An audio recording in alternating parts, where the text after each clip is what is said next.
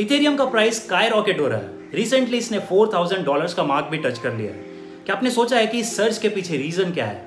One of the major reasons है एक 3 letter word NFT।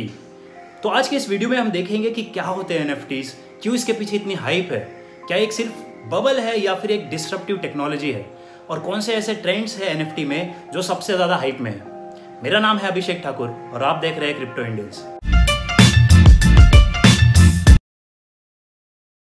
NFT का फुल फॉर्म होता है नॉन फंजिबल टोकन। इसे अगर हम रफली ट्रांसलेट करें तो इसे हम कह सकते हैं नॉन रिप्लेसेबल टोकन। एक सिंपल एग्जांपल से समझते हैं। लेट्स से आपके पास एक 500 रुपीज का नोट है। अगर मैंने आपसे वो नोट ले लिया और आपको एक दूसरा नोट दिया 500 रुपीज का, तो क्या उसकी वैल्यू चेंज हो गई? जी नहीं यार, उसकी वैल्यू अभी भी 500 रुपीज ही है। लेकिन लेट्स से एक आर्ट वर्क है, जैसे कि ये मोनालिसा की ओरिजिनल पेंटिंग। अगर हम इसे रिप्लेस कर देते हैं किसी डुप्लीकेट मोनालिसा पेंटिंग से, तो क्या उसकी वैल्यू सेम रहेगी? जी बिल्कुल नहीं, क्योंकि वो मोनालिसा की पेंटिंग एक ही है, यानी कि वो एक फंजिबल चीज है, उसे रिप्लेस नहीं किया जा सकता है। इसी तरीके से होता है नॉन फंजिबल टोकन। अगर मैं NFTs को डिफाइन करूं तो ये होते हैं डिजिटल एसेट्स जो कि स्मार्ट कॉन्ट्रैक्ट ब्लॉकचेन्स के ऊपर बेस्ड होते हैं। यानी कि ये कुछ नहीं है, ये ब्लॉकचेन के ही एक यूज केसेस है। जैसे क्रिप्टो करेंसी एक यूज केस है ब्लॉकचेन का, उसी तरह से NFT भी एक यूज केस है इसका। अगर मैं बात करूं NFT के टाइप्स की, तो NFT हो सकता है एक आर्ट वर्क, एक म्यूजिक, एक वीडियो, एक डिजिटल वेबसाइट, एक डिजिटल सिग्नेचर या फिर और भी बहुत कुछ। NFTs को प्रोग्राम करना लोगों को जितना लगता है उतना एक्चुअली में मुश्किल है नहीं। NFTs को इनफैक्ट आप काफी इंटरेस्टिंग वेज में भी प्रोग्राम कर सकते हैं। जैसे कोई पर्टिकुलर इवेंट के बाद NFT चेंज हो जाएगा या फिर किसी टाइम के बाद NFT चेंज हो जाएगा। NFTs को आप एज कोलैटरल भी यूज कर सकते हैं क्रिप्टो में लोन लेने के लिए। NFTs कार्स होते हैं, इनके यूज केसेस काफी डाइवर्सिफाइड है, और क्योंकि इनकी ओनरशिप पब्लिक ब्लॉकचेन पे स्टोर्ड होती है, इसलिए अचानक से NFTs में काफी ज्यादा हाइप आ चुकी है। जिस तरीके से आप अपने क्रिप्टो करेंसी एक्सचेंजेस पे खरीदते हैं या फिर बेचते हैं या फिर ट्रेड करते हैं, सेम तरीके से आप NFTs की भी ट्रेडिंग कर सकते हैं काफी सारे मार्केट प्लेसेस पे, जैसे कि OpenSea। अप्रैल 2021 में जैक डॉर्सी, जो कि है ट्विटर के CEO, उन्होंने अपना फर्स्ट एवर ट्वीट $2.9 मिलियन में एज एन NFT सेल किया। डोज कॉइन का जो ओरिजिनल कुत्ता है, उसका NFT बिका 4 मिलियन में जून 2021 में। आप में से कई लोगों ने क्रिप्टो पंक्स के बारे में जरूर सुना होगा। ये वाला क्रिप्टो पंक 11.8 मिलियंस में बिका था जून 2021 में। इसे रफली अगर आप INR में कन्वर्ट करें तो ये 80 करोड़ रुपीस होता है।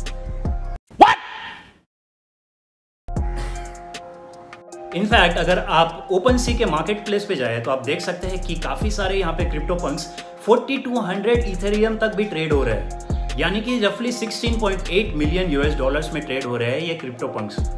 आपको ये जान के शायद सरप्राइजिंग लगे कि ये अब तक का सबसे एक्सपेंसिव NFT नहीं है। जो सबसे एक्सपेंसिव NFT है वो बिका था $69 मिलियन में। ये था बीपल आर्ट कंपाइलेशन, जो कि एक Indian born Singaporean businessman Vignesh Sundaresan ने खरीदा। उनका मानना है कि इस वाले NFT का प्राइस शायद किसी दिन 1 बिलियन भी हो सकता है। NFT मैनिया को इतने तेजी से बढ़ते हुए देख के एक सवाल तो जहन में जरूर आता है, इज दिस ऑल रियल, या फिर ये कोई एक बबल है जो किसी दिन बर्स्ट हो जाएगा? इसे हम समझते हैं 2 पॉइंट्स के ऊपर से। फर्स्ट पॉइंट है एडॉप्शन। सिर्फ अगस्त 2021 में $2 बिलियन, जी हाँ, $2 बिलियन से भी ज्यादा सेल्स हुआ है NFTs का। और ये सेल्स सिर्फ क्रेजी रिच आर्ट लवर्स की वजह से नहीं हुआ है, बहुत सारे इंस्टीट्यूशंस भी इसमें इन्वॉल्व है। पेमेंट जायंट वीजा ने रिसेंटली अपना एक क्रिप्टो पंक खरीदा $150,000 में। Leo Messi, one of the best footballers ever, उन्होंने रिसेंटली अपना NFT आर्ट कलेक्शन रिलीज किया एथर्निटी पे। काफी सारे सेलिब्रिटीज ने भी इस NFT को अडॉप्ट किया हुआ है। Paris Hilton, Eminem, Shawn Mendes और भी बहुत सारे ऐसे सेलिब्रिटीज हैं जिन्होंने रिसेंटली अपने NFTs रिलीज किए। इनफैक्ट ये अभी इंडिया में भी आ चुका है ट्रेंड। अमिताभ बच्चन फर्स्ट ऐसे बॉलीवुड के सेलिब्रिटी बन चुके हैं जो कि अपना NFT रिलीज करने वाले हैं। एक्सी इन्फिनिटी एक NFT बेस्ड गेम रिसेंटली बन गया है सबसे पॉपुलर डिसेंट्रलाइज्ड एप्लीकेशन। इसके daily active users 1 million people से भी ज्यादा हो चुके हैं। इसके बढ़ते हुए पॉपुलैरिटी का सबसे नंबर 1 रीजन है कि आप ये गेम खेलते खेलते बहुत सारे क्रिप्टो करेंसी अर्न कर सकते हैं। ये तो हो गई एडॉप्शन की बात। अब हम बात करते हैं इसके रियल लाइफ यूजेस की।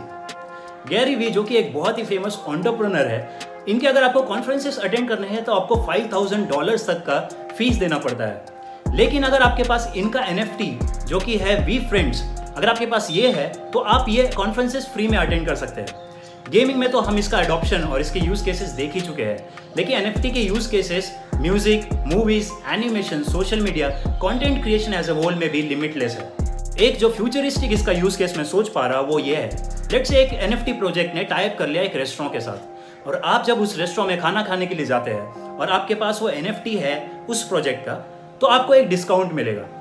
ये सेम यूज केस एप्लीकेबल हो सकता है किसी स्पोर्ट्स में, किसी मूवीज में एज वेल। अब हम बात करते हैं कुछ ऐसे नीश की जो कि NFT वर्ल्ड में काफी ज्यादा हाइप पकड़ रहे हैं। जो ऐसा फर्स्ट नीश है वो है वर्चुअल वर्ल्ड।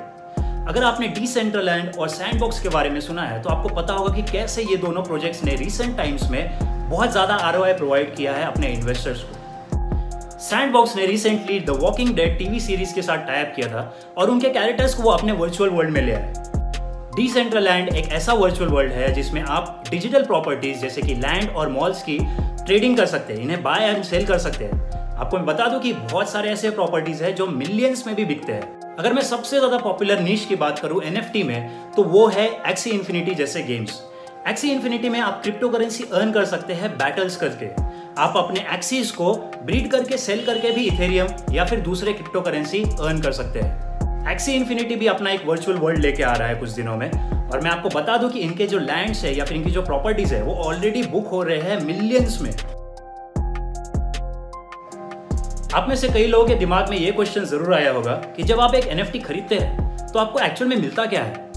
जी, आपको कोई फिजिकल थिंग तो नहीं मिलती है, लेकिन आपको जो वो डिजिटल आर्ट वर्क है या फिर जो भी वो NFT है उसका लीगल ओनरशिप मिल जाता है, जो कि रिकॉर्डेड होता है पब्लिक ब्लॉकचेन पे। लेकिन अभी भी आपके पास कुछ राइट्स नहीं होते हैं, जैसे कि उस NFT को मॉडिफाई करना या फिर उसके बहुत सारे कॉपीज बनाना, क्योंकि ये सारे राइट्स होते हैं उस आर्ट के या फिर उस NFT के इंटेलेक्चुअल प्रॉपर्टी राइट ओनर के पास, जो कि होता है उस NFT का ओरिजिनल क्रिएटर। अगर आप रिसेंट आने वाले आइडियाज को ट्रैक कर रहे हैं तो आपने देखा होगा कि मोस्ट ऑफ द प्रोजेक्ट्स जो आजकल आ रहे हैं वो सारे NFT पे बेस्ड है। तो क्या ये सारे ही प्रोजेक्ट्स अच्छे हैं और क्या हम किसी में भी इन्वेस्ट करेंगे तो हमारा प्रॉफिट होना तय है? जी, अगर आप मुझसे पूछे तो इन प्रोजेक्ट्स में से 90% ऑफ द प्रोजेक्ट्स जीरो हो जाएंगे। Not 50% down, not 60% down, zero, खत्म। Bye bye, tata, good bye, गया, कुछ नहीं बचेगा। लेकिन जो बाकी के प्रोजेक्ट्स है जैसे कि एक्सी इन्फिनिटी, डिसेंट्रलैंड, रिसेंटली आया हुआ स्टार एटलस, या फिर जो एक अभी बहुत हाइप पकड़ रहा है प्रोजेक्ट वो है लूट, ऐसे प्रोजेक्ट्स जिनका एक रोड मैप है, जो आगे कुछ ना कुछ करने वाले हैं, कुछ टाइप्स करने वाले हैं, या फिर उनकी मार्केटिंग कोई बहुत बड़े बड़े सेलिब्रिटीज कर रहे हैं, तो उनके एडॉप्शन के चांसेस बहुत ज्यादा है। कौन सा NFT एक्चुअल में अच्छा करेगा ये इस बात पे भी डिपेंडेंट होता है कि वो कौन से ब्लॉकचेन पे बेस्ड है। अगर आपने ब्लॉकचेन पे ऊपर मेरा ये वाला वीडियो अब तक नहीं देखा है तो जरूर देखिए इस वीडियो के बाद। अगर आपको ये वाला वीडियो पसंद आया है तो प्लीज लाइक करिए इस वीडियो को और शेयर करिए अपने फ्रेंड्स के साथ। Will meet again soon.